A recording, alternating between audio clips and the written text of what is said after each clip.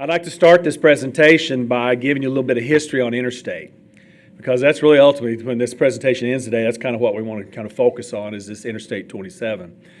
But in 1956, President Eisenhower signed an Interstate Highway Act that started kind of the boom of interstate highway building across the United States. 41,000 miles was the target. They said that we can get this built in about 15 years, and it would cost about $25 billion.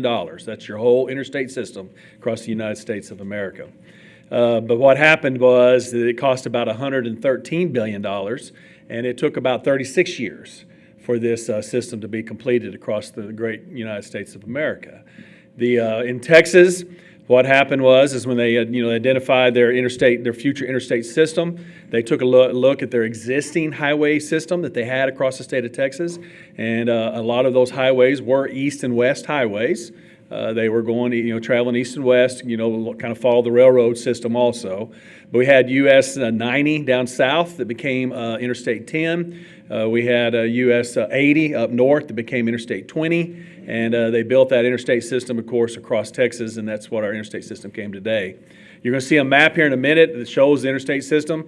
And, of course, obviously what you're going to see on that map was the fact that San Angelo was right in the middle of US 80 and the middle of US 90, and so therefore there was no interstate system that came through San Angelo, Texas during all that construction.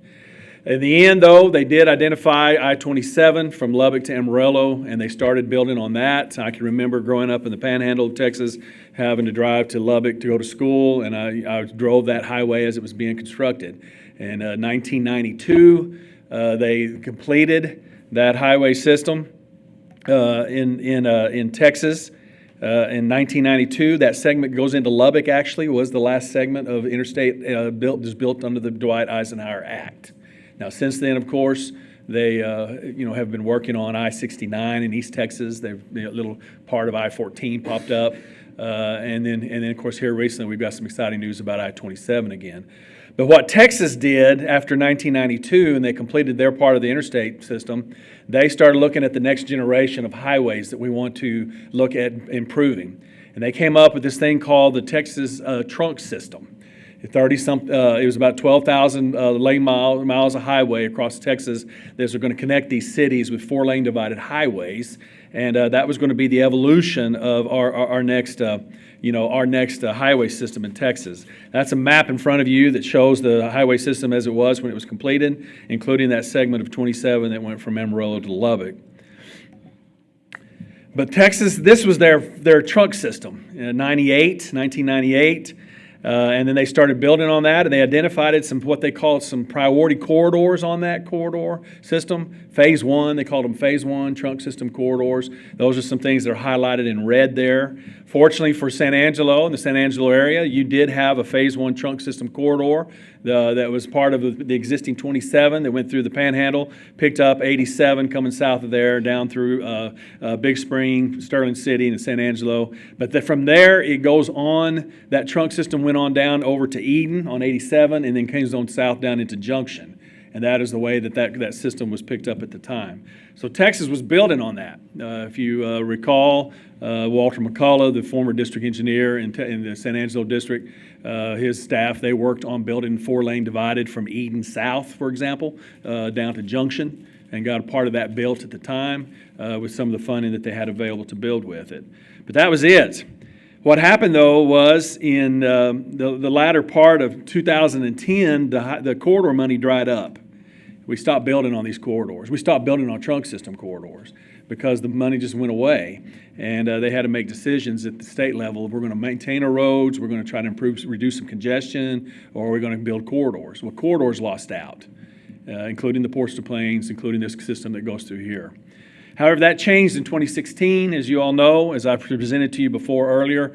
You as the voters voted Prop 1, Prop 7, oil and gas severance, sales tax on certain vehicle expenses, and all of a sudden the highway program overnight, that was in 2015, 2016, it doubled. We were spending about $3.5 billion a year in construction, and it went to $7 billion a year in construction. And then since 2016, 2017, every year, because of oil and gas severance and some of those other things, that fund has continued to grow. And just this last August, the Highway Commission voted a 10-year program that was a little over $104 billion, which means they are spending on an average about $10.5 billion a year in highway construction across the state of Texas. Why is that good for us? It's good for us because for the Ports Plains corridor and the I-27 and all that, about $20 billion of that is in corridors. So $2 billion a year they're looking at putting on corridors. Granted, we've got to compete with all the other corridors for that funding, but that's $2 billion a year on corridors that we did not have prior to 2015. So, people are saying, well, that's why we're building again. That's why there's construction again. That's why you're seeing all this work being done again. In 2018, the Highway Commission went back and looked at their Phase 1 trunk system, and they identified that 4 key connectivity corridors on that trunk system, those red lines that I showed on that earlier map, that were just not quite finished. They had stopped that work because they ran out of money, and so they went back and the commission said, let's go ahead and see what it would take to finish some of this low-hanging fruit on that trunk system program, to build out.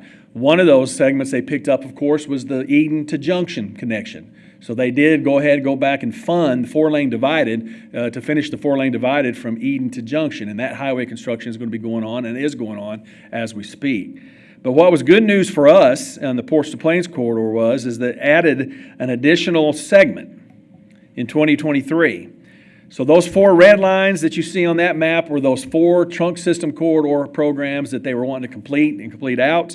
For us, most of our existing Ports to Plains north of Interstate 10 is really for us, it's San Angelo north.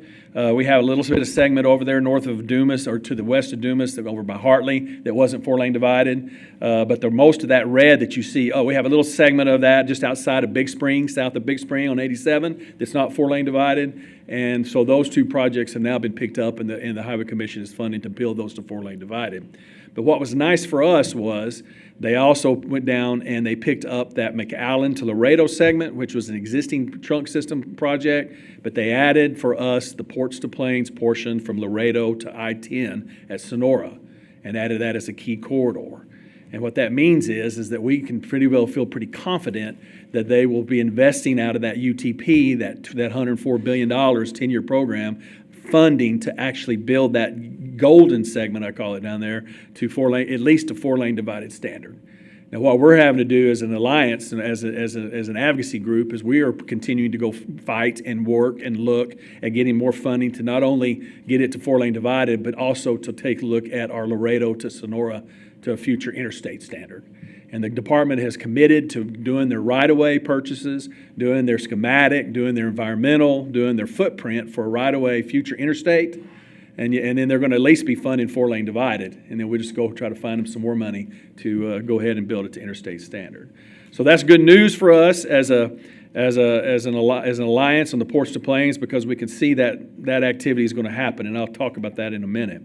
This is that UTP I was telling you about, $104 billion they voted on in August, and you can see in Category 4 there, they've got $11 billion in rural connectivity, and they got about $8.7 billion in urban connectivity. Where that urban connectivity money is spent would be like, for example, inside the San Angelo metropolitan area, your MPO boundary. Your district will have some money, Cat 4 urban money, to work on these corridors inside your MPO boundary area. And we've got like 5 or 6 of these MPOs on our system. That includes Amarillo, Lubbock, San Angelo, Midland, Odessa, Laredo, and now recently they've added Eagle Pass as an MPO program. So that funding for you will be going after trying to make sure we're putting it where we on our corridor to build future interstate.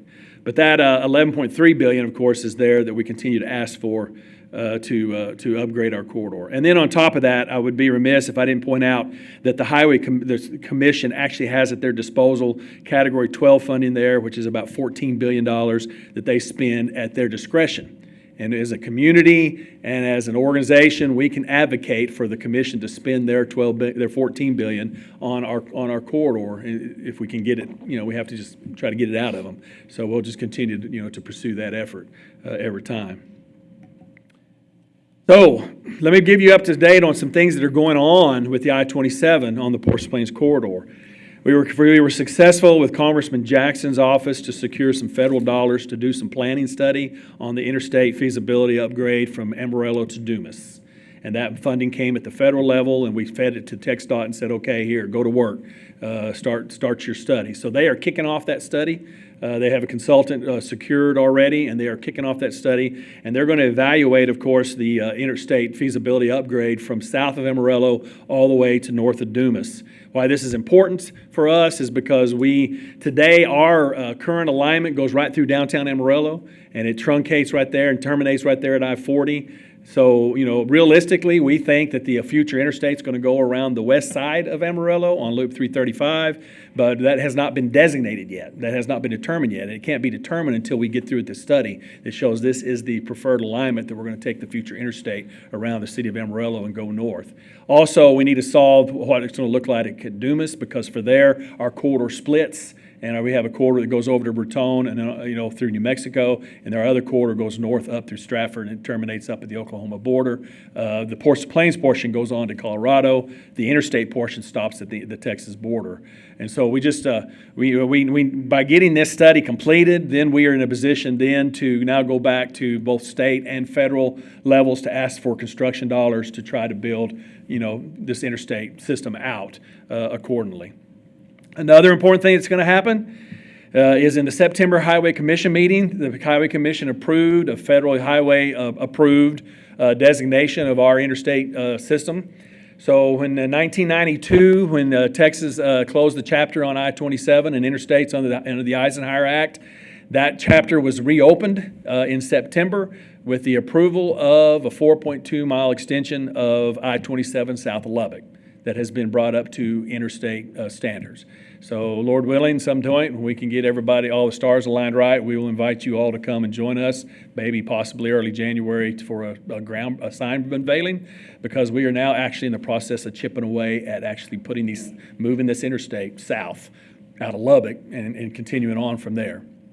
What also is fortunate for us too, and we've already have some federal dollars that we were able to procure and secure to study for the Lubbock district, to study that alignment from Lubbock to Tahoka and all the way down to Lamesa. We have some money already put in place for that. It's just a matter of getting the district to start going after a consultant, kind of like what they did in Amarillo, to actually start the valuation of the interstate corridor from Lubbock all the way to Lamesa. Because if you look at that and drive it today, you're going to see you have a 4-lane divided highway with some frontage road in some places. We don't think it's going to cost us a lot of money to actually get that to an interstate standard because of the existing condition that it's already in today. So those are some projects that we have that we're working on. Let me get closer to San Angelo for your benefit. So right now, the district has completed a grade separation project in Garden City out in Glasscock County beyond Garden City. That was a safety project because of the at-grade intersection and the wrecks that were occurring in the oil field industry, and that was a much-needed project. So that is you say, well, Lauren, that's not an interstate. No, it's not an interstate, but every improvement that we can do on this corridor to get it closer to that interstate standard, the better off we'll be. And we'll continue to be better off that way. And so that construction is going on there in Glasscock County. And then down in Edwards County, south of Sonora, there's actually some work there to improve. So right now, that's like Super 2 passing lanes, and it's some added pavement width for that. That was basically that's kind of like an interim. That's an interim application of improving capacity on a corridor until we can get to 4-lane divided, until we can get to interstate. But really what's important for us to understand is the planning dollars that we're going to put into play here around the San Angelo area, and what we want to do this next coming legislative session. So now, currently in this district, we have a study. A consultant is on board, and they are going to fix to kick off the alignment study south of San Angelo on 277 and 87 coming into town. Why that is important is you have the convergence of two future interstates, I-14 and I-27. So that study is in the procurement phase right now. The TxDOT is procuring a consultant, and they are going to come on board, hopefully, for me, can't get here soon enough, and we are going to start looking at evaluating that alignment coming into town on the south side of 277 and 87 coming into South San Angelo. So there's going to be a lot of public involvement on that. Looking at the potential alignment, because we want to bring that study in to what does a future interstate standard look like, for example. And there's going to be an opportunity for even you all to get engaged, with your public on that study as it kicks off this coming spring. And then in Sonora, they had finished a safety relief route study. They completed it in 2020. Nothing has been done really since then. I'm in the process of going down there and visiting with them as we speak, because one of our objectives is we want to pursue an engineering study to go ahead and reevaluate that existing relief route that they all agreed upon in Sonora and bring it up to interstate standard. What would it take to get to interstate standard? We need that study to be completed because we are looking for future. We're going to go look for future funding at that location. This next legislative session in Texas, they're estimating that we're going to have about a $30 billion surplus on our budget. Just to give you perspective, New Mexico's surplus is about $5 billion this next legislative session, predominantly oil and gas. Colorado's budget is about a $700 million deficit. So I'm not really up in Colorado talking to those about highways because they don't have the money to talk to me about highways, but we are talking to Texas and New Mexico about highways on our corridor because of those excessive budgets that they have in play. One of the things that we're going to go after, unless we're told otherwise, one of the things we're going to go after is some funding to actually do the I-27 upgrade at Sonora, and also to look at the feasibility of an interstate upgrade from Sonora to San Angelo. We're going to go after funding to do that. So, and the reason why that's important is back to my earlier slide about Amarillo and what they're doing on their study from Amarillo to Dumas. You can get the planning done, you can get the environmental completed, you can get the right-of-way identified, you can get the schematic built. It's a whole lot easier for us then to go after both federal and state dollars to build this corridor out because we have shovel-ready type projects that are ready for that. And that's the way we're approaching this, we're approaching this effort in that way.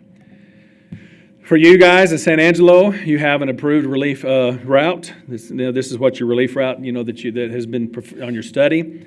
Today, our alignment, our future interstate alignment does not take that route today. Because the way we congressionally designate our alignment, we just took to follow the corridor by highway. So, so this study that's going to take place on the south side of San Angelo, not only do you solve the I-27 and I-14 connection, but at some point we're going to need to take a look at that whole alignment that you see in green there to bring it up to interstate standard so that we can then actually go after some funding for future interstate money on that alignment. And then, of course, I showed you the Sonora. I told you about the Sonora. That was the recommended alternative in Sonora, and we will now pursue trying to get it reviewed up to interstate standards so that we can go after some funding to build that.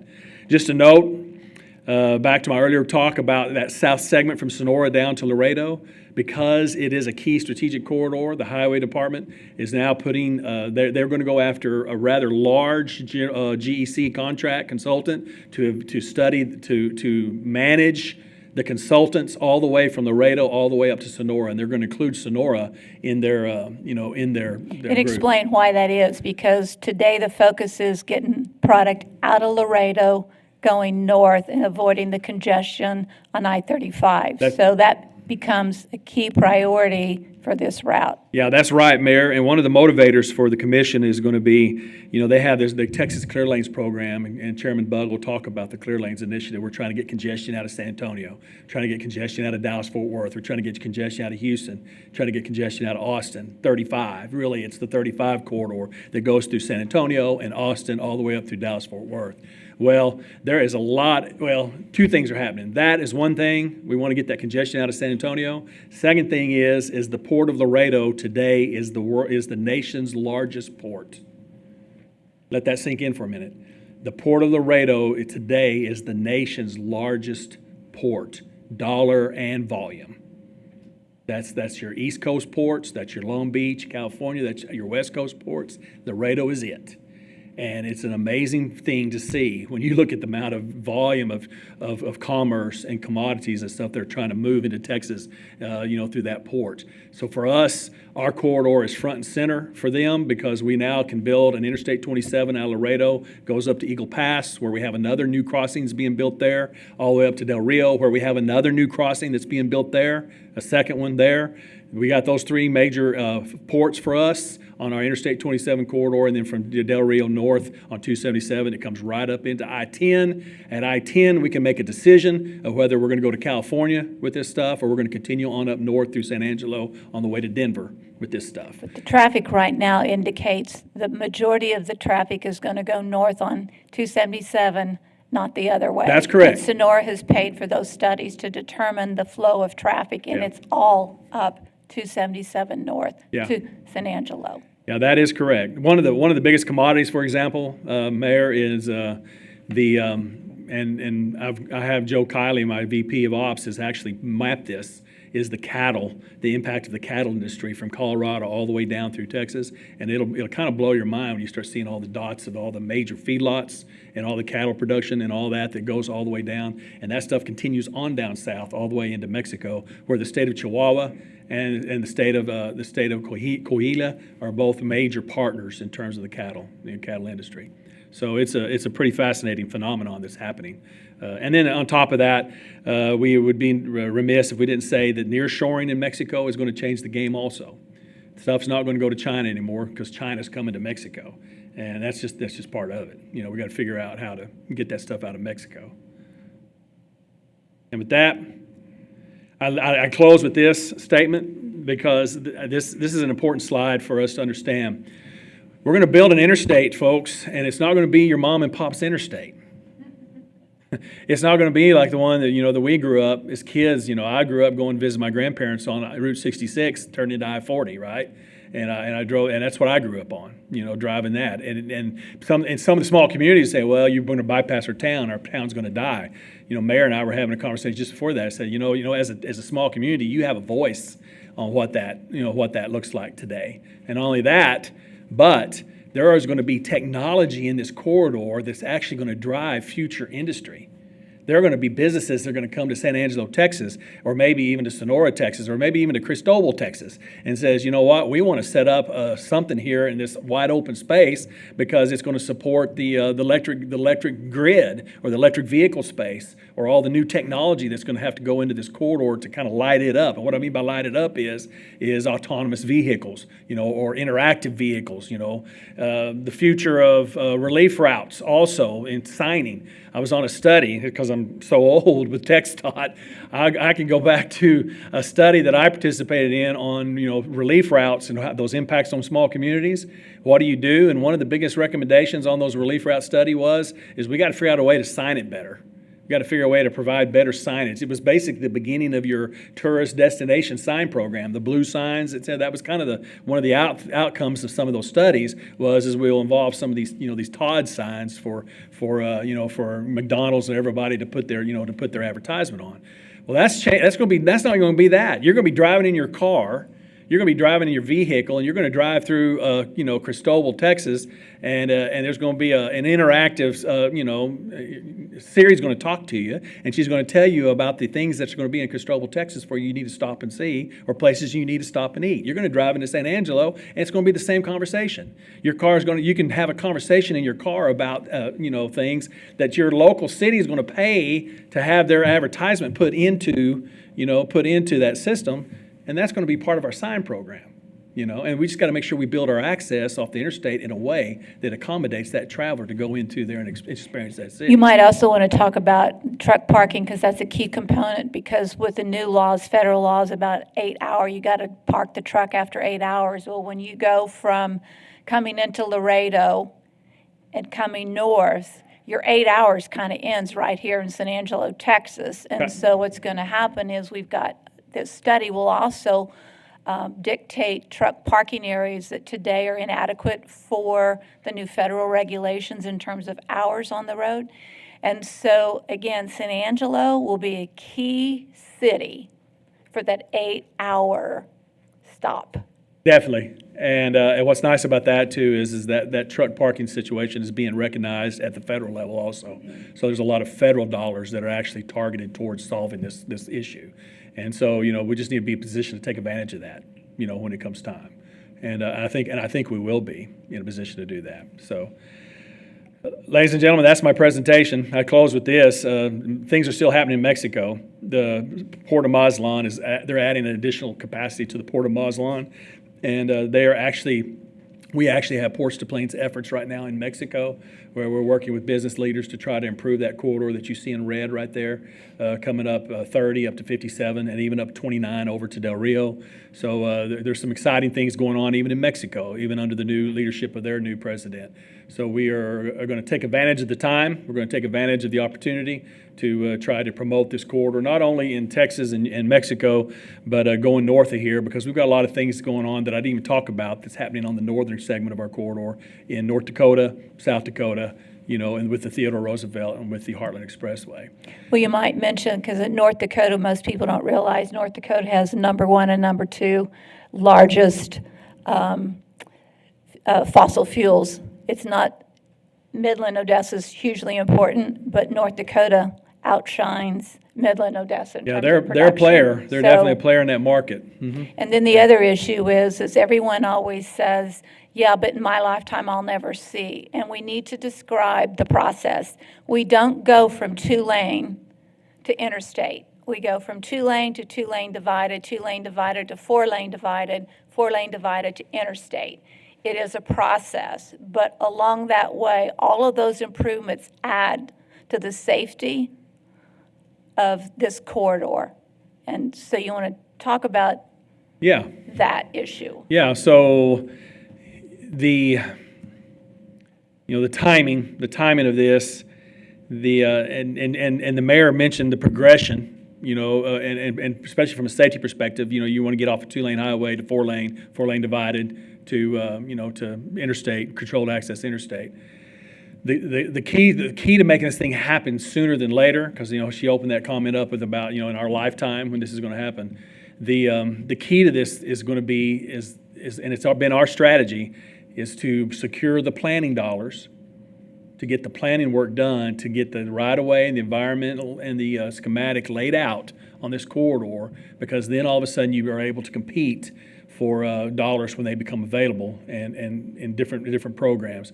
Case in point, I was the district engineer in the Abilene district at the time, 2009, 2010. I went over to Big Spring and I started working with my staff and said, let's start figuring out what this Big Spring reliever route needs to look like. And we started the planning effort. 2009, 2010, started talking to the landowners, started working that, and then in 2012, all of a sudden, Proposition 12 popped up at the state level, and every district received some funding allocated to them out of that Prop 12 bond program, and they signed each one of the 5 district engineers on this corridor up here. We all got some funding. But what I received, it's going to cost me $55 million on the southern part of that loop. I wish we cost that much today, but it's going to cost like $60 or $70 million on the northern part of that loop, north of Interstate 20, and so I was my allocation as a district engineer was about 12 to 15 million, and I wasn't going to get it built. But at the time, Lubbock didn't have a project ready, Amarillo didn't have a project ready, and San Angelo didn't have a project ready at the time. And so visiting with Drew Darby, we worked it, and I got 4 other district engineers to give me their allocation. And I cobbled up about $50-something million worth of those allocations, and we started building the Big Spring reliever route. Now, granted, those other districts got their money back when their time came, but we were able to take that money because project was shovel ready, and we were able to get that thing off the ground. And that's the strategy that's going to get this thing built sooner than later for us as a corridor. I do firmly believe, because the commission has identified the southern segment from Sonora to Laredo, that I believe that we can get it built within the next 10-year window. I believe that. North of there, we're going to have to get real creative. And for example, my creativity is like I call the Sonora to San Angelo, I call that the gap, because it's not on any key strategic corridor as far as the highway is concerned. That's because of political reasons. Just make sure you say that, because there was concern that there was someone representing this part of Texas that didn't want to look like it was a conflict of interest, and that is the only reason. Yes, yeah, and so it didn't get it didn't get picked up, but we got other ways of filling the gap. That's the point. Is we've got other ways to fill in the gap, and we will figure out ways to fill the gap, and we'll go from there. So, and then, like I said, north of there's a lot of low-hanging fruits on the existing 27 system today and on the existing 87 today. It's just that we just have to get the study started so we can get them to upgrade interstate standards so that we can go with the construction money to build it. So, yes, and I like to do it in my lifetime too, Mayor. Thank you very much. Council members, would any of you like to ask questions or make any comments? Lauren, thank you very much for being Yes. here today. It's Yeah. great. Yeah, Great. thank you, Mayor. Thank y'all You for gave having us me. the update we needed. Thank All you. right, you bet.